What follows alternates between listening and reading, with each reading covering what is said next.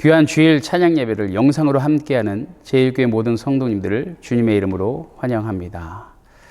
오늘은 한국교회 처음 이야기 4부, 이 땅에 뿌리 내리는 복음의 마지막 시간이고 전체적으로 보면 18번째 한국교회 처음 이야기 시간인데요. 오늘 제목은 몽학 선생입니다. 오늘 본문에서 몽학 선생으로 번역된 헬라어 파이다고고스는 본래 고대 헬라 시대 때 고관집 어린 아이를 업어 학교까지 데려다주는 노예를 지칭하는 말이었는데 점차 가정교사, 기초교육이란 의미로 사용되었고 철학자들은 이 단어를 철학의 참된 깨달음의 예비 단계로 생각했습니다. 바울이 유대교 율법과 그리스도 복음의 관계를 설명하면서 자신을 가르치고 길러준 율법을 파이다고고스라 한 것은 율법이 복음의 예비 단계, 기초교육으로 생각했다는 것을 말해 주는 것입니다. 율법은 복음을 깨닫기 전 어린 아이 상태였던 바울을 복음으로 인도하는 파이다고고스였던 것입니다. 그리고 복음이라는 학교에 들어가 거기서 그리스도라는 선생을 만났으니 더 이상 파이다고고스에 연연할 필요가 없다고 말하고 있습니다. 선교 초기 성경을 한글로 번역하면서 조선인 번역자들은 이 파이다고고스를 몽학 선생으로 번역했습니다. 몽학은 말 그대로 어린아이 학문을 뜻하는 것으로 12세 전후 학생이 문리가 트이면 몽학 선생은 자기보다 실력이 뛰어난 다른 선생에게 학생을 소개하는 것으로 자기 역할을 다했다고 합니다. 기독교 복음을 받아들인 초기 개종자들 가운데 유학에 조예가 깊었던 선비 출신들이 많았는데 바울이 유대교 율법을 파이다고고스로 여겼던 것처럼 이들 선비 출신 개종자들도 유교의 가르침을 몽학 선생으로 이해했다고 합니다. 그 중에서도 오늘은 신석구 목사에 대해 함께 이야기를 나누려고 합니다. 신석구 목사는 3.1운동 민족 대표 33인 중 한 명으로 독립운동에 참여하여 옥고를 치르던 중 해방을 맞게 되고 이후 1950년 평양 형무소에서 공산군에게 희생당하는 마지막 순간까지 올곧은 목회자의 길을 갔다고 합니다. 신석구 목사는 어려서 배운 유교의 가르침을 몸소 실천했고 젊어서는 서당 훈장으로 유학을 가르쳤던 전형적인 조선시대 선비였습니다. 이런 그에게 나이 33이 되던 해에 고향 친구 김진우의 끈질긴 전도를 받게 되는데요. 서양 귀신을 섬기는 기독교는 위험한 사도라 생각했고 기독교를 배척하더라도 알고 나서 배척해야겠다라는 생각에 신약 성경을 한 권 사서 읽기 시작했습니다.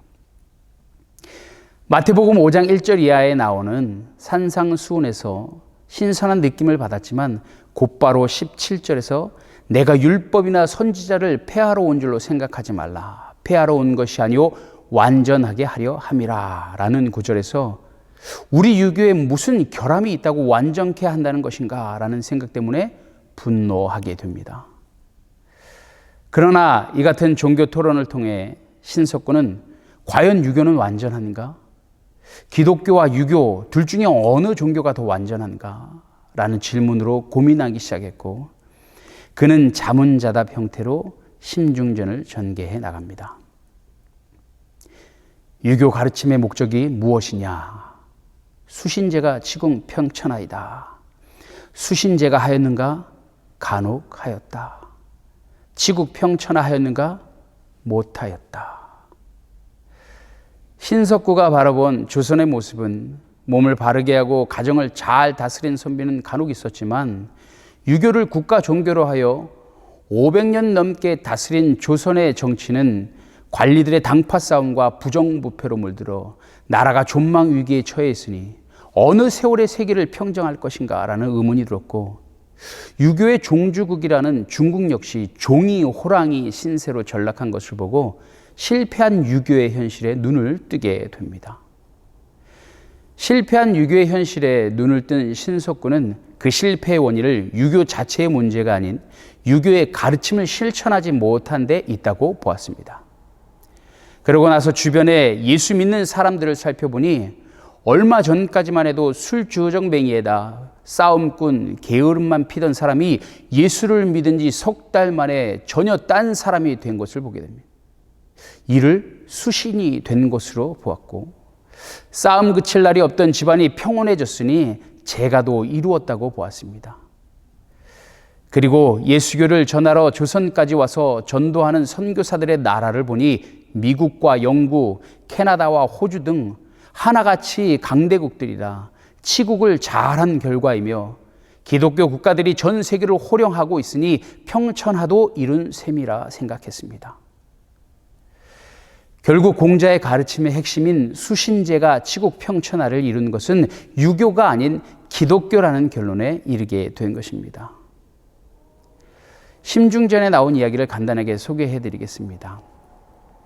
여기 수레바퀴 둘이 있는데 하나는 잘 굴러가고 다른 하나는 아무리 끌어도 굴러가지 않는다. 이런 경우 수레바퀴가 문제인가, 끄는 사람이 문제인가? 기독교는 다 버린 사람도 들어가면 곧바로 새 사람이 되는데, 유교는 어려서부터 배워도 평생 아니 된다면 유교 자체에 문제가 있는 것 아닌가?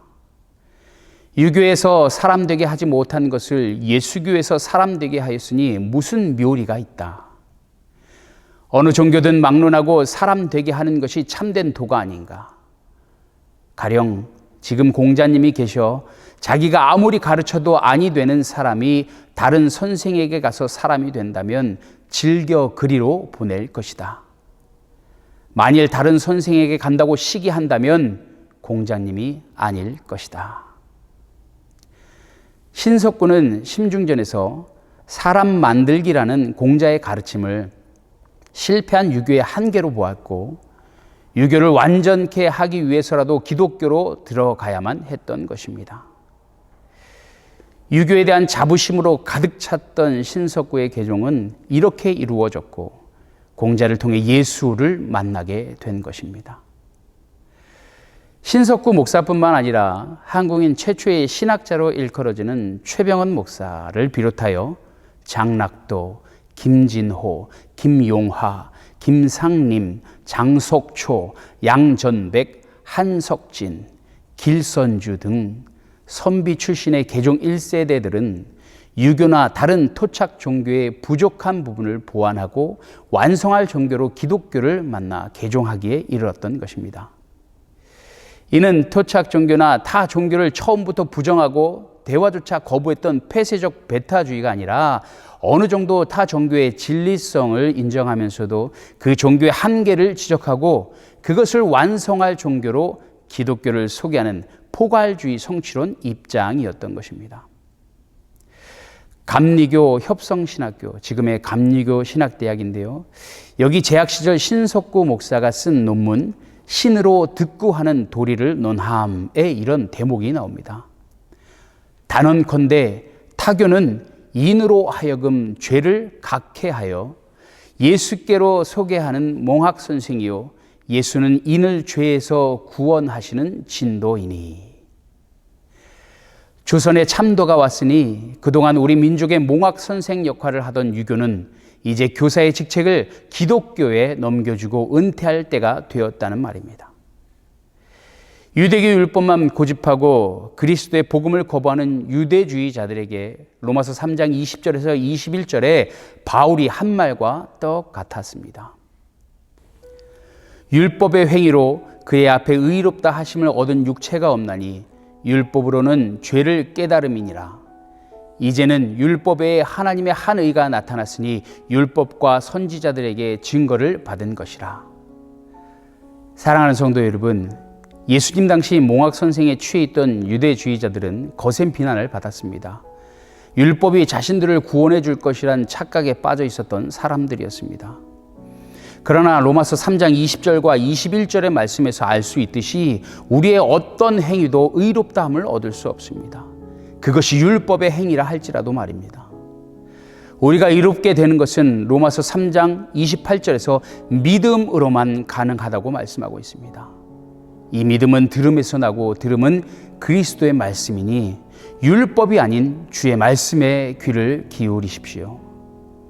오늘 하루 아니 우리 인생이 날마다 주의 말씀을 주야로 묵상하여 신학가에 심은 나무처럼 철을 따라 열매를 맺고 그 잎사귀가 마르지 않음 같이 모든 일이 다 형통한 제일교회 성도님들의 삶이 되시길 간절히 소망합니다.